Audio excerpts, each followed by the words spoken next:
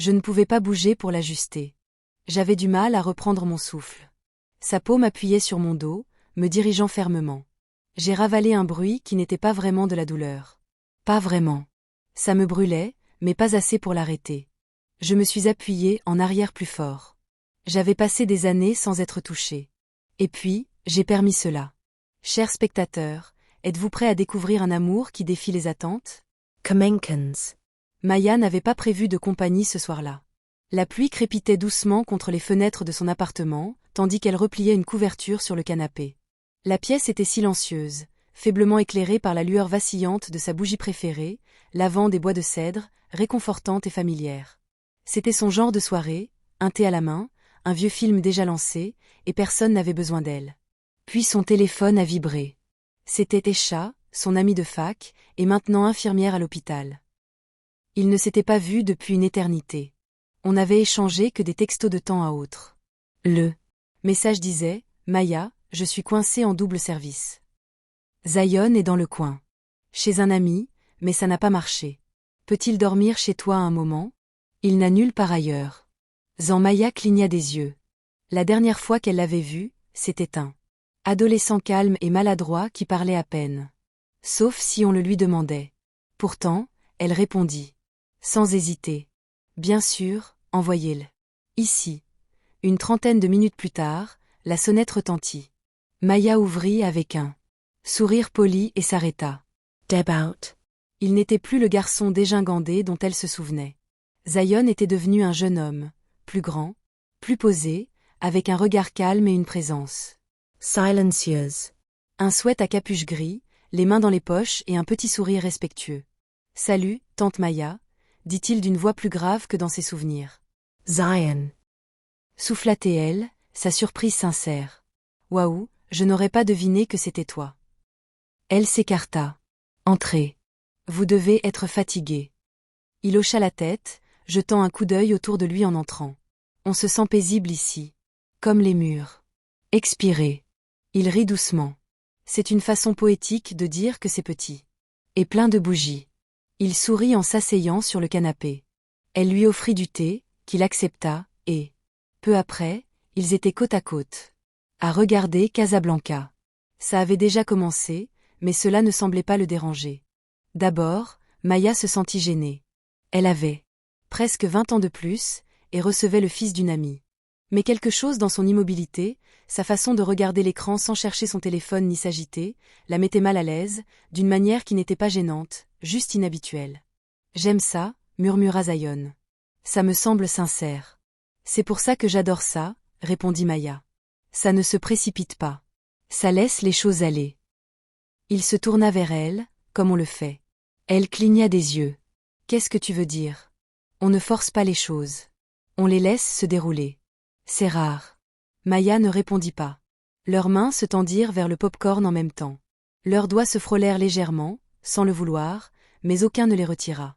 Une subtile conscience passa entre eux, inexprimée, mais ressentie. Elle se dit que c'était de la nostalgie, ou le calme, ou la chaleur du thé. Mais quelque chose avait changé. À la fin du film, ils ne parlèrent pas tout de suite. Le silence était profond, pas gênant.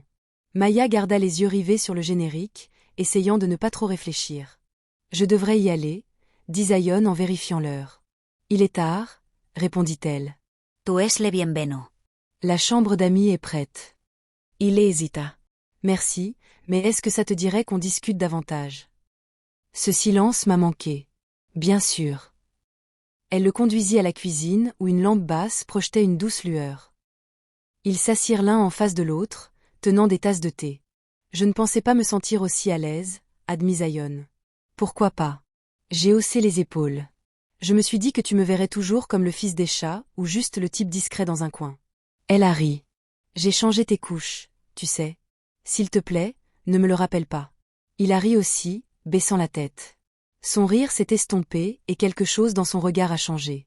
Ça va? A-t-elle demandé. Il a marqué une pause. Je suppose que je suis juste à la dérive. Finer. L'école a un peu fonctionné. Rien ne va. Je fais toujours ce que je suis censé faire, mais je ne me sens moi-même nulle part. Maya écoutait tranquillement. Cela faisait si longtemps que personne ne lui avait parlé avec une telle honnêteté. La plupart des gens n'ont pas compris, dit-elle. Même quand ils font semblant. Et toi? Elle réfléchit un instant. Moi, si. Puis la vie a changé et maintenant, je suis encore en train d'apprendre qui je suis.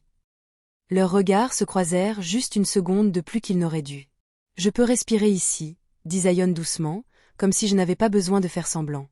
Elle ne répondit pas, mais quelque chose en elle réveilla ce sentiment de calme. Elle le ressentait aussi. Je devrais dormir, dit-il en se tenant sur le seuil. Il marqua une pause. Je suis content que ce soit toi qui aies ouvert la porte ce soir. Bonne nuit. Zion. Maya. Resta assise à la table de la cuisine longtemps après son départ. Son thé était encore chaud. Ce n'était rien, juste une visite, juste une conversation. Mais ses mains se souvenaient encore. Des siennes. Sa voix résonnait encore. Dans sa poitrine. Le matin arriva lentement. Pas à cause de ce qu'il faisait, mais parce que c'était Jake. Et cela me terrifiait plus que tout. Je restais éveillée pendant des heures, les yeux fixés au plafond, le corps agité. Les bruits, la façon dont il la touchait, le contrôle qu'il exerçait, tout cela se repassait en boucle dans mon esprit. J'ai commencé à me poser des questions que je n'aurais pas dû poser. Pourquoi avais-je l'impression que ça aurait dû être moi? Pourquoi n'étais-je pas en colère contre lui pour m'avoir trompée avec la femme d'un autre? Et pire encore, pourquoi voulais-je prendre sa place?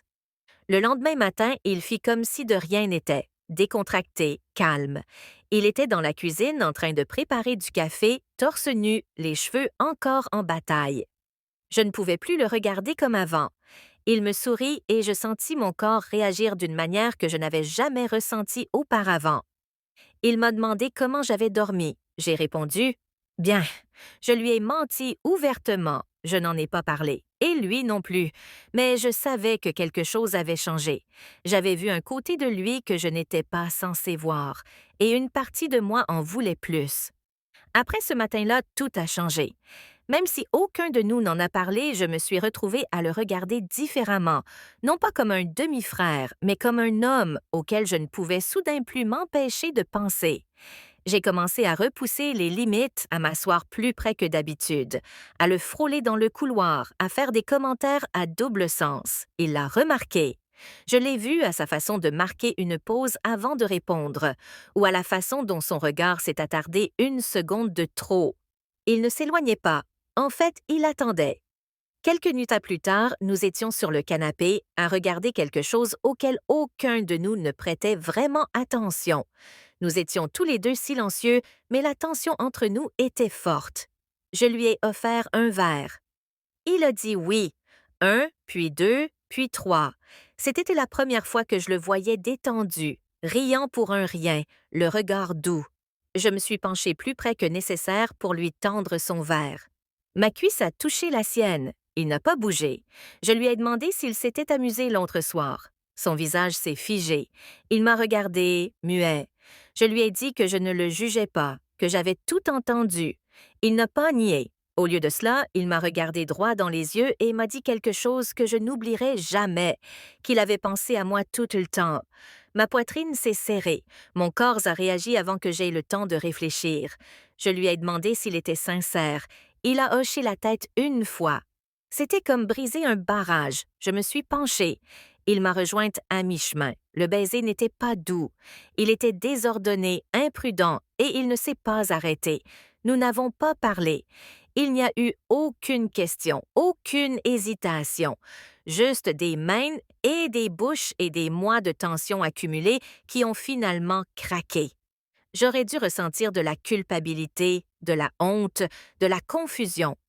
Mais non, c'était comme si quelque chose devait toujours arriver, comme si nous avions tous les deux tourné en rond pendant trop longtemps.